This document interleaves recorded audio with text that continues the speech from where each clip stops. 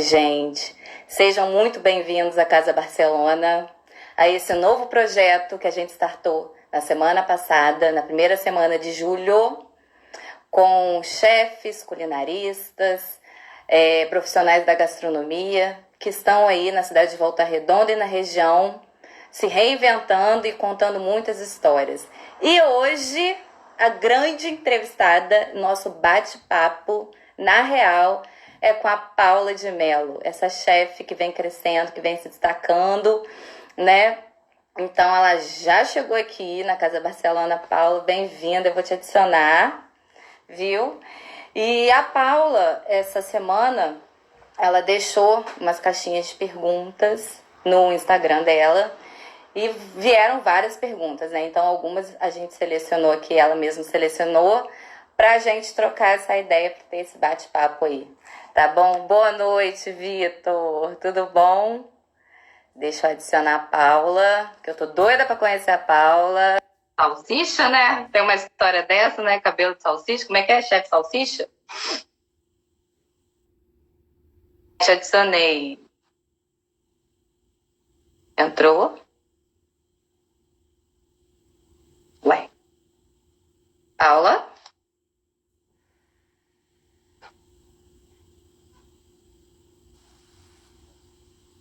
Ê! Boa noite! Bem-vinda à Casa Barcelona. Tudo bom? Tudo bom? Eu não tô te escutando. Não tô te escutando. Você tá me escutando? Boa noite, gente. Boa noite, entrando. A gente está começando o nosso bate-papo aqui com a chefe Paula de Mello. Fala, Paula. Oi, tudo bem? Agora sim, agora eu tô entendendo. Tudo bom? Tudo ótimo. Prazer em recebê-la. Muito obrigada por ter topado essa ideia, por ter tá aí participando com a gente, né? Contando um pouquinho das suas histórias, do seu crescimento aí. Como chefe de cozinha, eu tô doida pra saber. Doida. Muita confusão.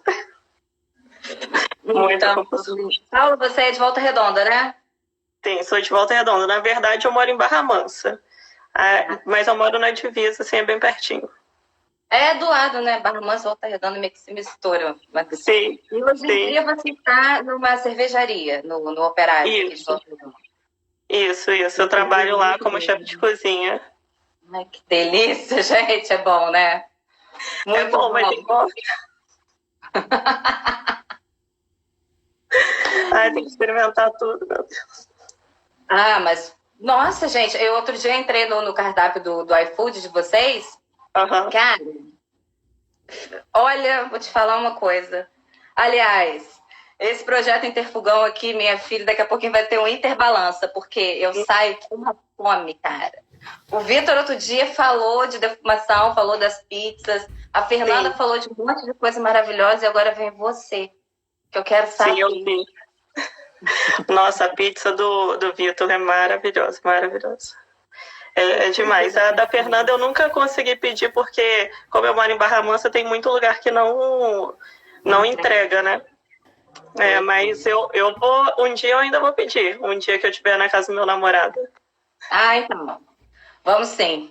Gente, tá todo mundo te dando boa noite aí. Boa noite, Vanessa. Boa noite, Rose. Boa noite. Boa noite, galera. E posso chamar de Paulinha? Que você... Pode. Paulinha, então. Olha só, você fez várias perguntas, né? Aliás, você colocou uma caixinha de pergunta e vieram algumas perguntas super interessantes. Então, de primeira, para você começar a contar a sua história um pouquinho aí, porque eu sei que você é daqui, você mudou de faculdade, você foi para o Rio de Janeiro, meteu as caras e foi na real. Isso. Então, me conta um pouquinho do que você percebeu, né? Quais as habilidades... A pergunta é a seguinte: quais habilidades são necessárias para que você seja um cozinheiro profissional? Então, quando você começou, né? Quando você falou assim, não, eu quero a cozinha. Quais foram as habilidades que você falou assim, cara, eu vou ter que me destacar nisso, eu vou ter que trabalhar mais esse meu lado? Conta aí, Paulinha. Então, na verdade, eu ficava pensando muito nisso, porque lá no IGA a gente mexe com a cozinha o dia inteiro, mas é todo mundo muito amigo, né? Aí eu entrei no Pasqualine e lá eu percebi, assim, que eu não sabia nada. Você tem que ter muita habilidade, assim, com fogão, tem que ter muita resistência, ficar horas e horas e horas em pé, a perna dói.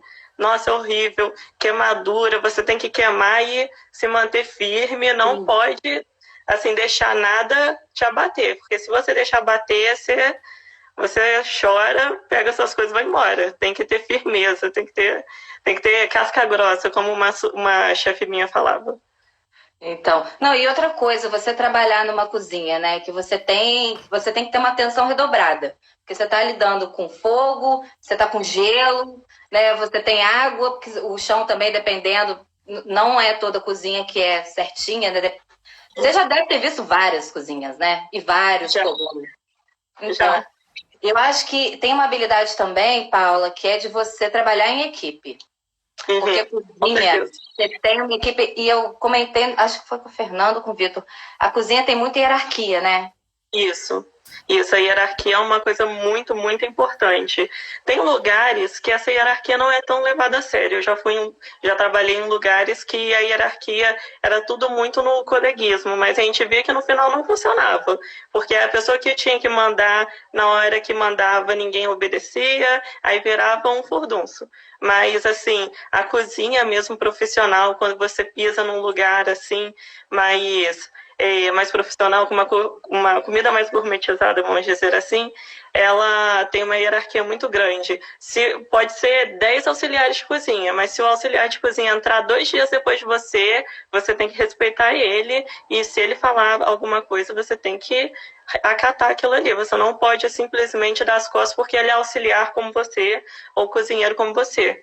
Você tem que respeitar. Chegou um dia antes, ele está acima de você, não tem jeito. Aí é muita coisa que você engole, tem, assim, na cozinha tem muita gente, assim, que é muito legal, que te abraça, te acolhe, te ajuda, quer que todo mundo cresça junto. Mas também, quando dá pra pisar na bola, pisa. Coloca açúcar no feijão, né? Coloca. Trigo fogo. Então, você falou que começou no Pasqualine, que é um restaurante aqui de Volta Redonda. Ele tá aberto, o Pasqualine? Tá, né? Eu acho que sim. Com a quarentena ele fechou, mas agora eu acho que ele reabriu de novo, não tenho certeza. Na verdade, eu comecei fazendo extra no Morada, com a Poliana, a Poli. No Morada Bar. Isso, Morada Bar, ali na São João. Aí eu comecei fazendo extra lá, foi a minha primeira vez assim na cozinha. Aí a gente, encantado, né, acha que vai chegar fazendo os pratos, cozinhando tudo, picando tudo, quando você vê aquele bando de louça pra lá. Ah, é. Menina, não. E outra coisa, hoje foi dia de faxina aqui na cozinha, né? E aí você tira tudo, aí você lava tudo, aí você verifica estoque, aí você tem que limpar potinho, aí você tem que limpar a geladeira, você tem que limpar fogão, forno. Você fala, meu Deus do céu, isso não acaba nunca. Pra daqui a pouquinho ter copo, ter panela, ter... Mano. O pior pra mim é trocar etiqueta. Odeio trocar etiqueta. Nossa, é muito ruim trocar etiqueta. Ficar revisando a etiqueta pra ver se tá tudo certo. Tem coisa que vence em 3 dias.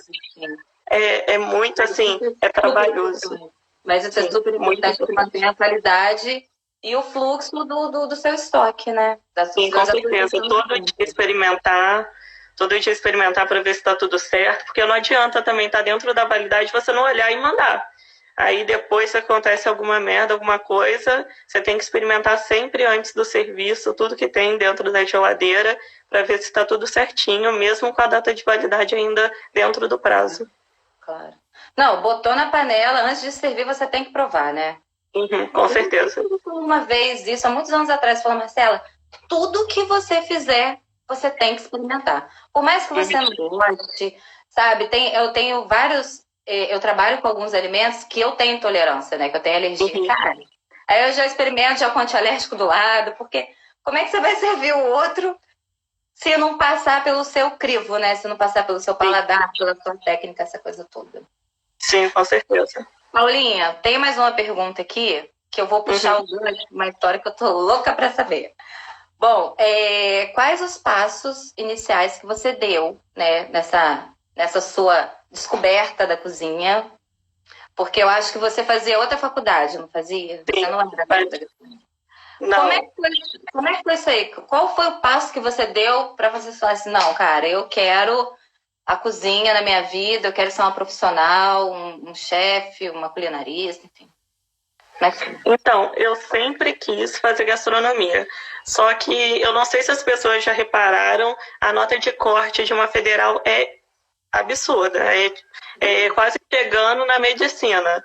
É 800 e pouco, é muito alta a nota de corte. Não A sabia. nota, a nota de corte é muito alta. Então, eu não tinha condições de fazer uma federal. Infelizmente, assim, eu era aquela aluna mediana, né?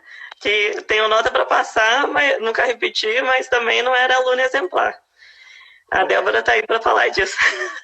E também você fazer tem algumas faculdades, só que é muito cara se for presencial. Chega a R$ 1.700 ou até mais, né? A Le Cordon Bleu tem a escola técnica deles é 45 mil. Não, eu vi uma época para fazer, eu falei, oi, não. Uhum. Então, assim, Eu acho que eu vou ir em Paris, comer, estudar um pouquinho. Ó, é um investimento muito alto. E na época, minha família inteira, assim, ainda mais por parte de pai, falava que eu não ia ganhar dinheiro, eu ia morrer pobre, e eu meio que sempre busquei a aprovação da minha família. Aí eu comecei a fazer arquitetura, achei que ia dar certo, mas eu sempre via a gastronomia como uma forma de ganhar um dinheiro extra. Então eu fazia brownie para vender, fazia salgado vegano, porque lá na época tinha muita gente vegetariana, vegana, fazia brigadeiro de tudo enquanto é coisa, de cachaça, de tudo que uma universidade. Na faculdade. Universitário gosta de. Aí a gente. Sim, aí eu fazia sempre isso para vender. Aí acabou que não deu certo, eu estava indo assim para a faculdade já chorando, que eu não queria fazer. Aí eu parei a faculdade e comecei a trabalhar. Trabalhei no setor de vendas, trabalhei no setor de marketing, trabalhei com call center. Eu atendia lá nas amigas. Várias tretas. Experimentou, né? Experimentou. Uhum. Aí depois eu fui fazer engenharia. Aí eu fui fazer engenharia, só que nisso eu descobri que tinha aberto uma escola, só que era online, não era presencial. Aí eu, sem contar para ninguém da minha família sabia, eu tranquei a faculdade de engenharia e comecei a fazer gastronomia, sem ninguém saber. Porque eu fiquei com medo. Aí só que eu sentia muita falta das aulas presenciais, né? Porque é muito difícil. E aqui em Volta Redonda, hoje em dia é um pouco mais fácil, mas baunilha você tinha que achar? Não tinha. Tinha algumas coisas, alguns ingredientes que você não achava. Então eu sentia muita dificuldade. Eu estou aqui, vou fazer 4 anos, né? E eu comecei a trabalhar com gastronomia no Rio.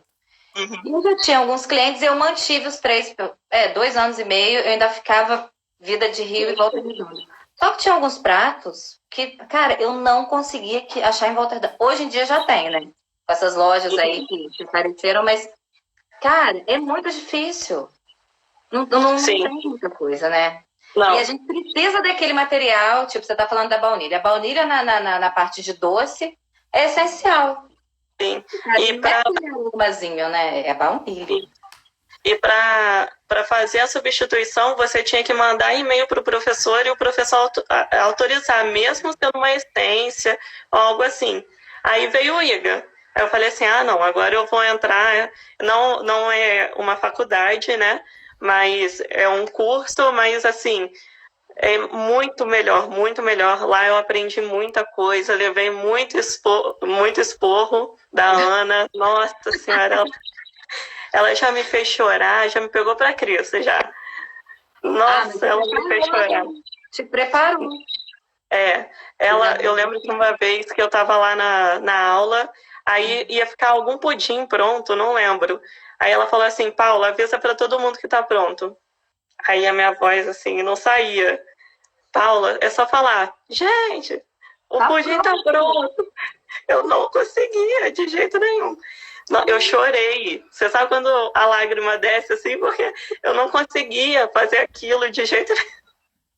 Foi horrível. E como é que você conseguiu, minha filha, como é que você conseguiu entrar no Pasqualini? Como é que você conseguiu sair do Pasqualini e trabalhar com a Roberta Schusbrack no Pássaro Verde, lá no Rio de Janeiro? Você me conta. Então, aí eu consegui, o meu namorado conhece o Pasqualini, o dono do Pasqualini, o Alexandre, e a Polly também, quando eu fazia extra lá, ela falava muito com ele. Aí ele foi perguntar para ela e também para o meu namorado se conheciam alguém da área de gastronomia. Aí eles me indicaram. A Polly falou que eu me dava bem lá, mas só que lá não tinha como contratar um cozinheiro, era só extra mesmo. Aí ele me chamou. Com um mês de casa, eu já estava substituindo a subchefe, passei um aperto. Uau! Porque assim. Que maneiro! Com um mês eu tive que substituir ela, aí foi porrada só, porque eu não sabia fazer lista de compra, não sabia fazer um monte de prato, aí eu tinha que ficar olhando no cardápio, foi uma confusão, mas foi maravilhoso, foi maravilhoso. Cara, que experiência positiva, né? Você aprendeu na prática. Sim, aprendi na prática. Aí eu estava em Campinas, pelo Interiga, né? E do nada, depois da prova, eu super nervosa, porque a gente foi o último grupo para apresentar. Aí uma amiga minha do Rio mandou uma mensagem perguntando se eu queria trabalhar no SUD, que ela tinha me indicado e a Roberta tinha pedido para eu ir fazer uma entrevista. Aí eu falei assim, gente, você sabe quando você conhece a pessoa, você vê ela várias vezes, mas eu não lembro o nome, eu sou péssima para nome. Aí eu fui e falei assim, tá, mas quem é a Roberta? Eu fui de A Vanessa, o Vitor, o Felipe quase me mataram. Eles assim, apaga isso agora, Paula, pelo amor de Deus, apaga isso, deixa eu responder para você. Eu não sabia. Que vergonha. Aí depois, até a minha mãe, que nem trabalha na área, sabia quem que era e eu passando essa vergonha. Maravilhosa. Os pratos dela, ela gosta muito dessa coisa do rural, né? Do queijo, menino, do porco, de misturar porco com açúcar mascavo, não tem uns pratos meio... Sim. Lá tudo tem um nome, aí você chega assim, teve uma vez que eu tava lá, aí uma menina foi e pediu para eu perguntar se tinha possibilidade. Assim, tá, mas possibilidade de quê? Aí ela, possibilidade, Paulo, pergunta se tem possibilidade. Aí eu fui lá na pessoa e perguntei, tem possibilidade? Aí a pessoa, tem possibilidade. Aí eu fui e falei assim, tá, mas alguém me fala, o que é isso? Possibilidade de quê, gente? Possibilidade era o nome de um prato, de uma coisa do prato. Assim, gente, possibilidade. Aí tem o fermento, tem nome, aí é o Enzo e o Lorenzo. Tem a maionese, que é a Harissa. Tudo tem nome lá. Que máximo! O fermento dela tem 20 anos, tem uns 20 anos já. Cara, uma cozinha super criativa, com vários nomes, lúdica até, né? Que delícia! Foi maravilhoso. E você aprendeu muito lá. O que você fazia lá? Então, eu comecei... Lá você faz uma semana de teste. Aí durante essa uma semana, você começa limpando o quê? Geladeira. Eu fiquei uns 2, 3 dias limpando a geladeira e picando cebola. Eu picava cebola, limpava a geladeira. Picava cebola, limpava a geladeira. Era isso que eu fazia. 3 dias direto fazendo isso. Teve uma vez que ela me colocou para picar umas 10 cebolas. E eu lá chorando e picando. E tinha que ser pequenininha. Eu via todo mundo processando a cebola e eu lá cortando aquela cebola. Aí depois eu comecei a tirar uns pratos. Mas era assim, só coisa bem básica, assim, que você só tem que levar lá e ela em prata. Entendi. Aí eles foram me ensinando a fazer uma coisa ou outra. Depois de uma semana, mais ou menos, eu comecei a pegar a praça doce e a entrada. Mas, assim, lá não tem uma pessoa com uma praça fixa, não. Cada um é responsável por uma coisa. mas na hora do serviço todo mundo faz tudo, na hora que você for fazer o mise en place, for fazer as pré-preparações, você faz de tudo. Vou falar uma coisa, porque tem uma galera entrando aqui e a maioria, eu acho que não é de cozinha. Quando a gente fala praça, são as áreas da cozinha, né? Salada, prato quente, o doce, né? Isso. E o mise en place nada mais é do que você colocar todos os ingredientes daquela receita, daquele preparo, antes de começar o preparo, não é isso? Sim, isso mesmo. Aí depois eu comecei a tirar todos os pratos, aí ela viu que eu conseguia fazer, aí me colocaram para fazer uma torta de maçã, aí viram que eu fui a primeira a acertar a torta de maçã. A torta de maçã tinha uma dificuldade, porque fizeram essa torta de maçã numa ciranda das avós. A ciranda das avós é um evento que tem de tempos em tempos, que vão várias senhoras lá, pelo que eu entendi, e essas senhoras entram para cozinhar. Só que aí cada uma vai fazendo uma coisa e no final todas elas se juntam, aí elas tricotam, tocam, fazem um monte de coisa. Aí uma dessas senhoras fez essa torta e a Roberta amou, só que ela não conseguia, assim, ela sabia como era a textura, sabia como tinha que ser, mas não conseguia chegar no resultado. Aí ela me passou a receita para eu montar de uma forma, só que eu acabei na hora da montagem, porque faltou uma coisa ou outra, meio que fazendo de uma forma um pouco diferente. Aí eu acertei. Aí nisso que eu acertei. Menina, tu é sortuda, hein? Garota! Parabéns! Olha, são poucos. Outro dia eu falei aqui para alguém também, eu não sei se eu falei aqui ou se eu falei em outro lugar, que é o dadinho de tapioca, que é do Mocotó. Do Mocotó, né?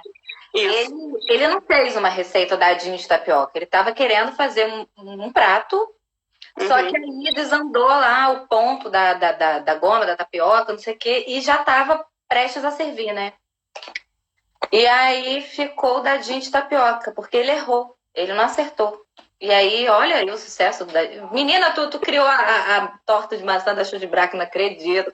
Não, criar não criei, né? Ela me deu a receita da massa, mas eu fiz assim, porque ou ficava muito alta ou não cozinhava direito. Aí a gente foi testando e eu consegui chegar na receita. Aí ela falou assim, graças a Deus a torta voltou.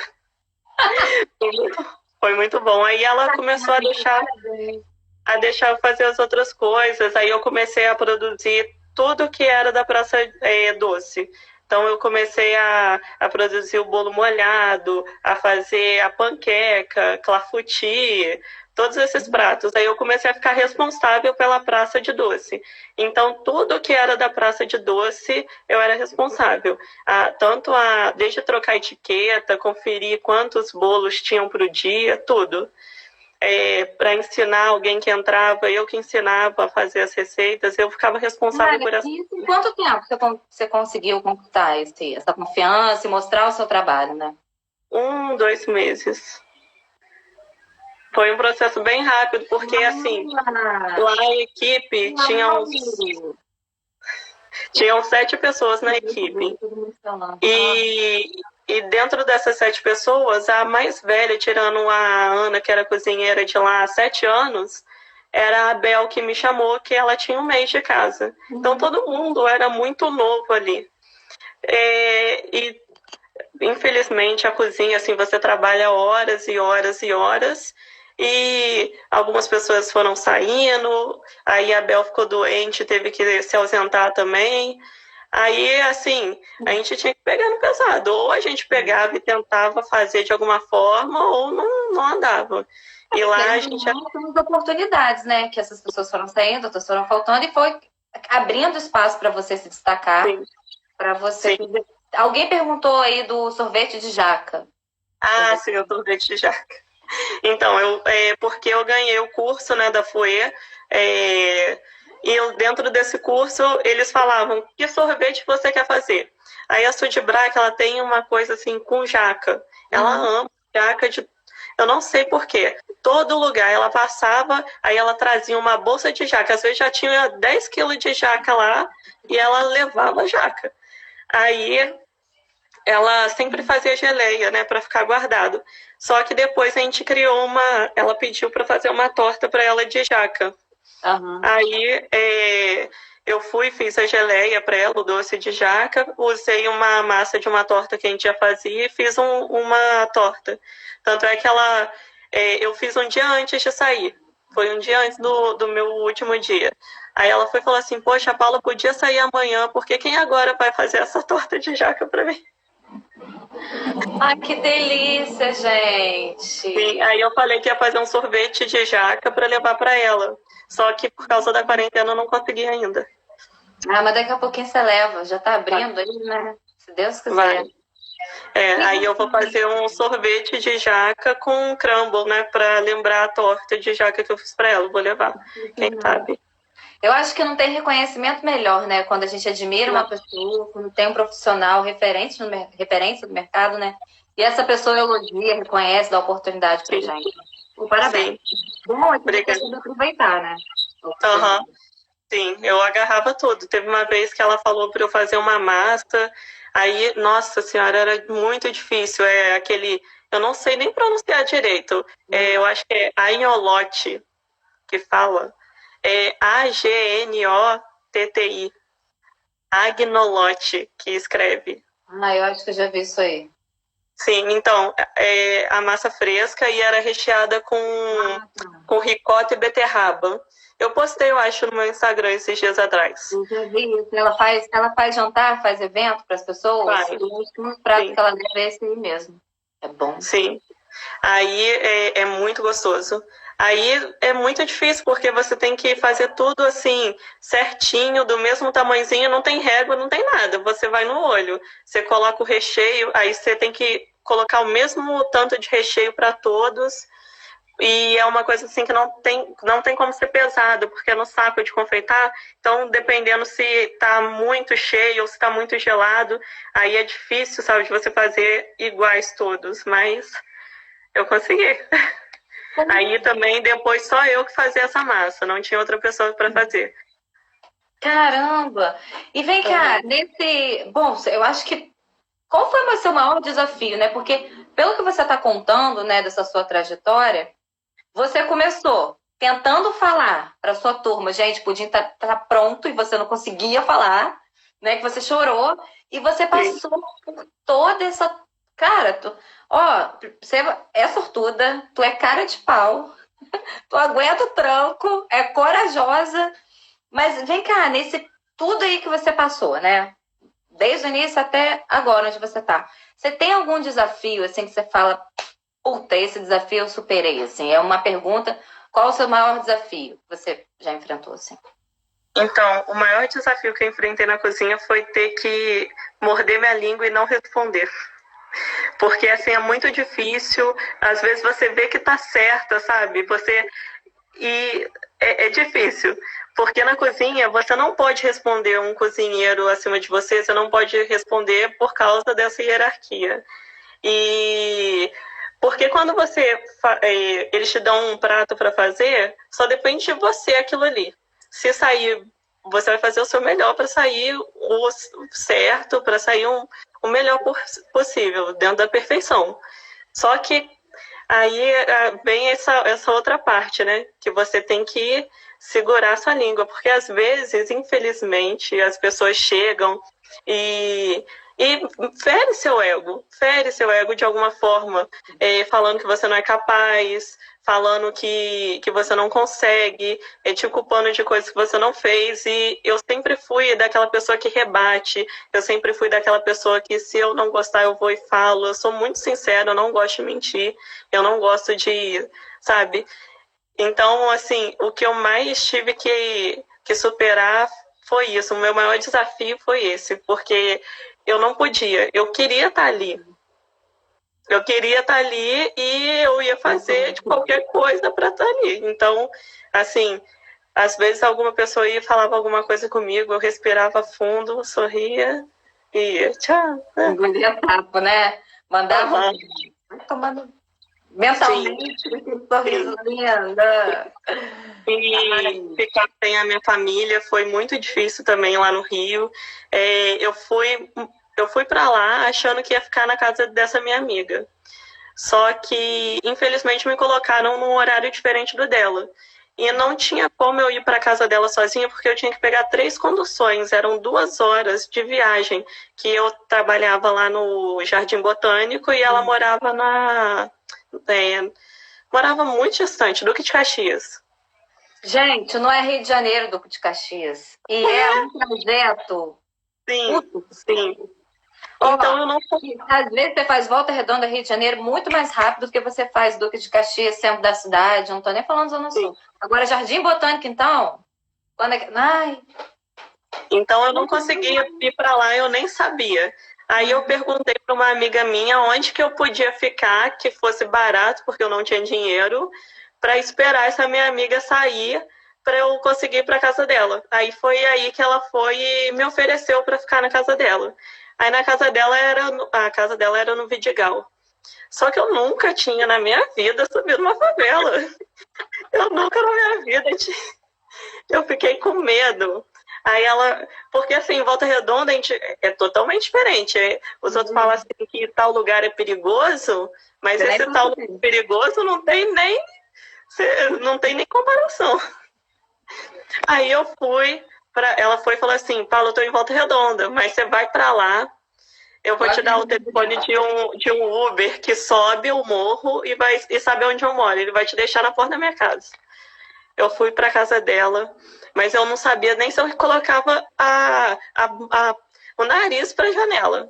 Eu não sabia, de medo que eu ficava. Eu sentei e fiquei sentada até ela chegar. Puta que pariu. Aí depois eu comecei a ir trabalhar, né, no outro dia. Aí como que eu fazia? Eu não sabia, eu só sabia ir. Eu não sabia voltar.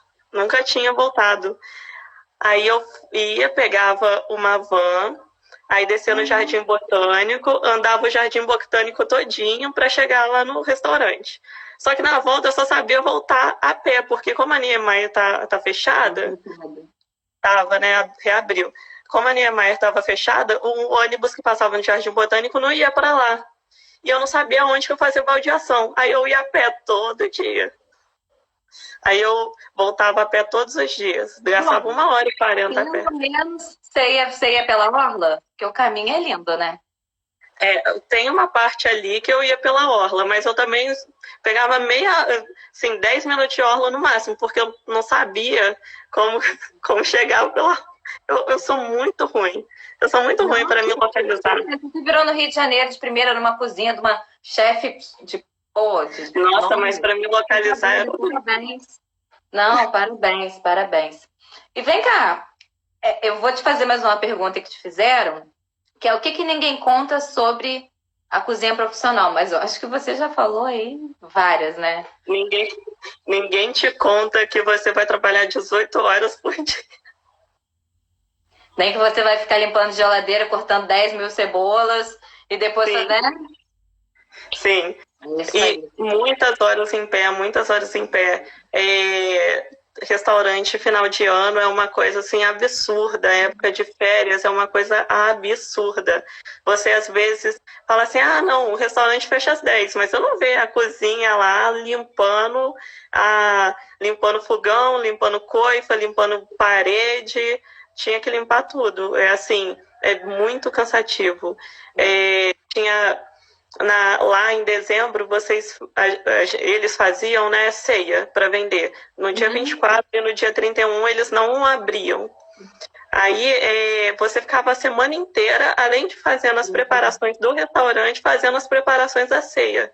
Então tinha dia que a gente estava ali desde 6 horas da manhã e saía de lá 1h da manhã. Para voltar para casa. Aí imagina, pessoas que moravam a 2 horas de distância. Aí ia voltar para casa 1h da manhã, chegar 3, para voltar às 6 da manhã. Era super cansativo. Então, assim, ninguém te conta o quão cansativo ninguém te conta que você vai ter que limpar muita coisa, que você vai ter que aguentar muita coisa. Ninguém te conta isso. Não.